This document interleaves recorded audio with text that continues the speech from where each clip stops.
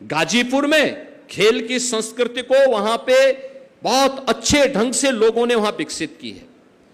आप सोचो, ओलंपिक में मेडल देश के लिए प्राप्त करने वाले 2 खिलाड़ी ललित उपाध्याय और राजकुमार पाल, ये गाजीपुर के ही एक निजी स्टेडियम से पनपे हैं, आगे बढ़े हैं। ये खेल इकोसिस्टम जब विकसित होगा, उसको विकसित करने के लिए सरकार ने ही उसको आज तय किया, निजी एकेडमी कोई चलाएगा तो निजी एकेडमी के लिए हम सरकार से भी उसको सहायता प्रदान करेंगे, सरकार भी उसका सहयोग करेगी, क्योंकि वो युवाओं को तराशने का काम कर रहा है।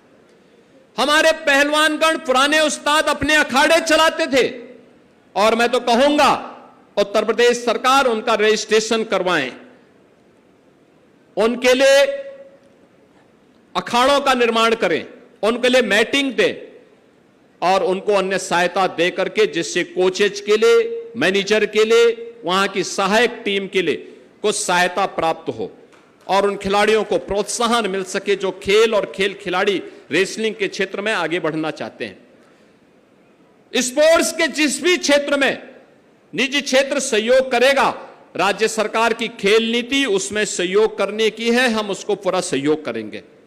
उत्तर प्रदेश सरकार बहुत शीघ्र अपनी नई युवा नीति लेकर के आ रही है।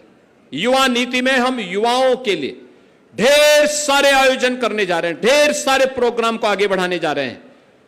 कोई प्रतियोगी परीक्षाओं की तैयारी करेगा तो अभ्युदय कोचिंग को हर कॉलेज और विश्वविद्यालय तक हम पहुंचाने जा रहे हैं, फिजिकली भी और वर्चुअल भी। हर युवा उसके साथ जुड़ेगा, उसको एक प्लेटफॉर्म मिलेगा। उत्तर प्रदेश सरकार ने यह सुनिश्चित किया है, हर जिले में एक एम्प्लॉयमेंट जोन हम बना रहे हैं।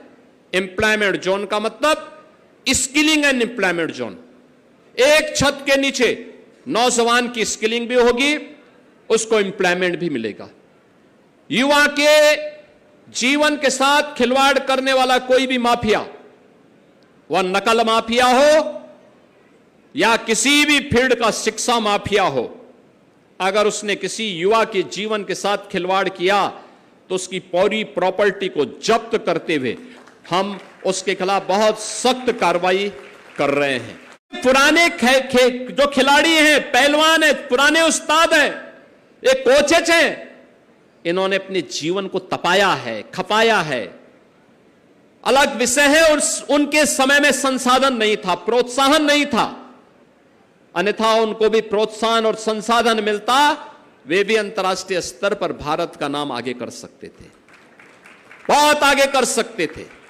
उस समय की सरकारों के एजेंडे में खेल नहीं था, युवा नहीं था। आज जो लोग युवा युवा करके चिल्ला रहे हैं, युवा इनके एजेंडे में कभी नहीं था। ये केवल आपका दुरुपयोग करना चाहते हैं, आपके हितों के लिए। जब इनको अवसर मिला था सत्ता में रहने का, तब भी इन्होंने आपके हितों के लिए कुछ नहीं किया, कुछ भी नहीं किया। तब सब कुछ माफिया की गिरफ्त में डाल दिया, माफियाओं के हवाले कर दिया। और युवा शक्ति का सबसे बड़ा दुश्मन है माफिया प्रवृत्ति, सबसे बड़ा दुश्मन है युवा शक्ति की माफिया प्रवृत्ति।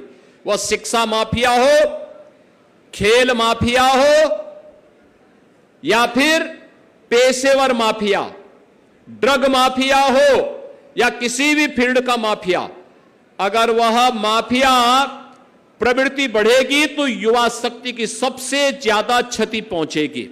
और अपने उस युवा शक्ति को इससे बचाने के लिए आवश्यक है एक सकारात्मक सोच के साथ खेल और खेल संस्कृति को आगे बढ़ाने के लिए प्रधानमंत्री मोदी जी के नेतृत्व में डबल इंजन सरकार के द्वारा जो प्रयास प्रारंभ किए गए हैं, उस प्रयास को एक सार्थकता प्रदान की जाए।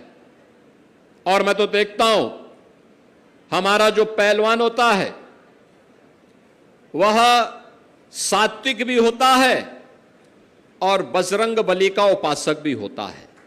बल बुद्धि विद्या देहु मोहि हरेहु कलेश विकार, यानी सभी प्रकार के कलेश को दूर करने वाले, बल बुद्धि और वैभव देने वाले बजरंग बली की उपासना करता है।